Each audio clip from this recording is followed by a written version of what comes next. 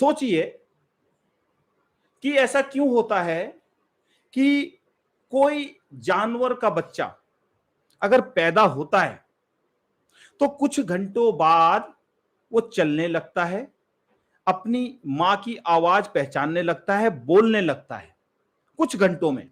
जैसे अगर गाय का बच्चा पैदा होता है तो वो कुछ घंटों में खड़ा होके अपनी मां के साथ कम्युनिकेशन करने लगता है।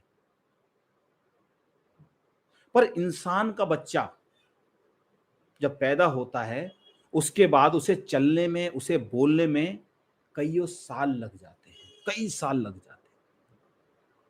ऐसा क्यों होता है? ऊपर वाले ने ऐसा क्यों किया? जानवर का बच्चा तो फटाफट बोलने भी लगता है, खड़ा भी हो जाता अपने पैरों पे। इंसान का बच्चा नहीं होता, जबकि इंसान ज्यादा पोटेंशियल है। दोस्तों, ऊपर वाले ने जानवरों की एक लिमिट सेट की हुई है, एक लिमिट सेट है।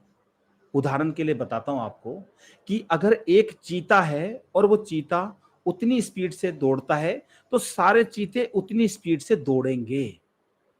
ऐसा नहीं होता कि कोई 170 पे दौड़ रहा है, कोई 100 पे दौड़ रहा है, कोई 90 पे, कोई दौड़ ही नहीं रहा।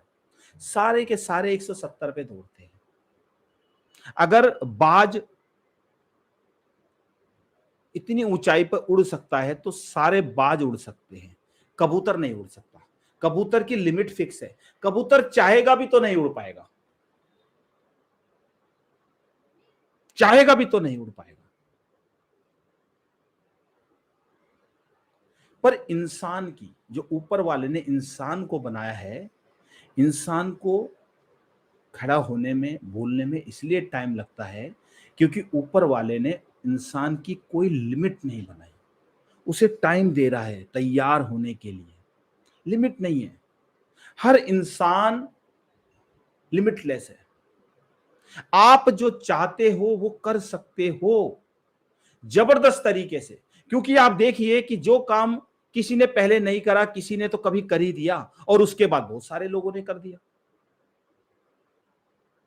किसी ने पहले सोचा कि आसमान में लोहा सामान कैसे उड़ पाएगा, फिर किसी ने सामान उड़ा दिया, यानी कि जहाज बना दिया। पानी में कोई चीज कैसे चलेगी, पानी का जहाज भी बना दिया। उसके बाद अभी भी बहुत सारे आविष्कार, बहुत सारी चीजें होती रहती है। पर प्रॉब्लम क्या है, इंसानों के अंदर प्रॉब्लम क्या है कि हमें एक तो अपनी लिमिट पता ही नहीं है, क्योंकि लिमिट तो है ही नहीं ना कुछ। अब जब लिमिट हमें अपनी पता ही नहीं है तो हो सकता है हम कबूतर बन के अपनी जिंदगी जी रहे हैं, जबकि हमारे पास लिमिट बाज बनने की भी थी। बाज बनने की लिमिट थी और हम कबूतर बन के, तितली बन के रह रहे हैं। और हमें लग रहा है यार तितली, हम तो इतनी लिमिट है हमारी। तो नहीं दोस्तों, नहीं, हमारी लिमिट है ही नहीं कुछ। हम जितना सोच सकते हैं उससे ज्यादा कर सकते हैं। सॉरी। तो इसीलिए आप अभी जो सोच रहे हो कि ऐसा नहीं हो सकता, वैसा नहीं हो सकता, ऐसा कैसे होगा, वैसा कैसे होगा, ये सब कुछ संभव है, सब कुछ संभव है। कुछ भी असंभव है ही नहीं।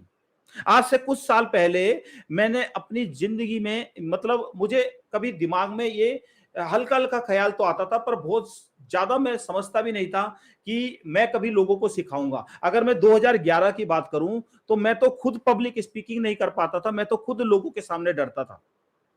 मेरे तो खुद स्टेज पे जाने के बाद हवाइयां उड़ गई थी, पसीने पसीने निकल गए थे, भूल गया था।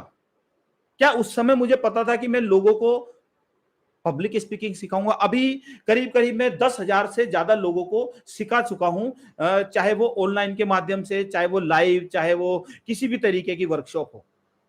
अब तक करीब करीब 10,000 से ज्यादा लोगों को मैं सिखा चुका हूं।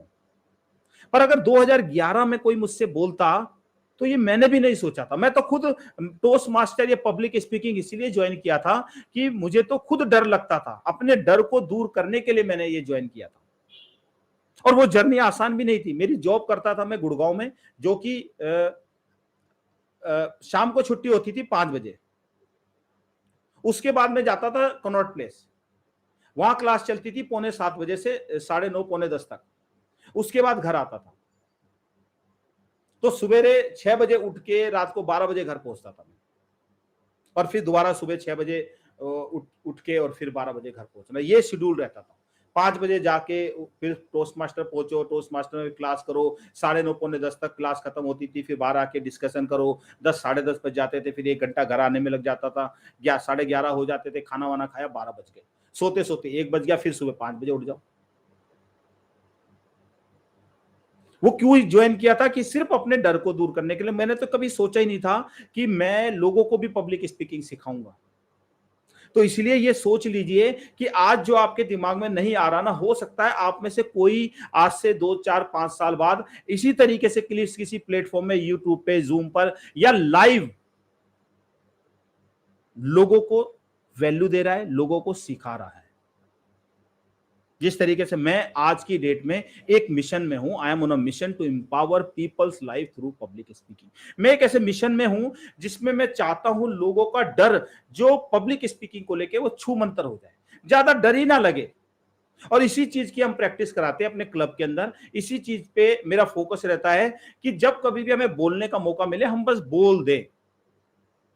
अगर हमें कोई इम्प्रॉम्प्टू चैलेंज देता है, यानी कि किसी टॉपिक पे आपको बोलना होता है, टेबल टॉपिक जिसे बोलते हैं कि भाई इस टॉपिक पे बोलो, आप अपनी शादी की सालगिरह के ऊपर बोलो, आप अपने सबसे सुंदर दिन के बारे में बताओ, आप अपने सबसे बेकार दिन के बाद बताओ, ऑफिस में आपका पहला दिन, ऐसे बहुत सारे टॉपिक हैं, हमसे बोला ही नहीं जाता, हम घबराने लगते हैं, हम डरने लगते हैं।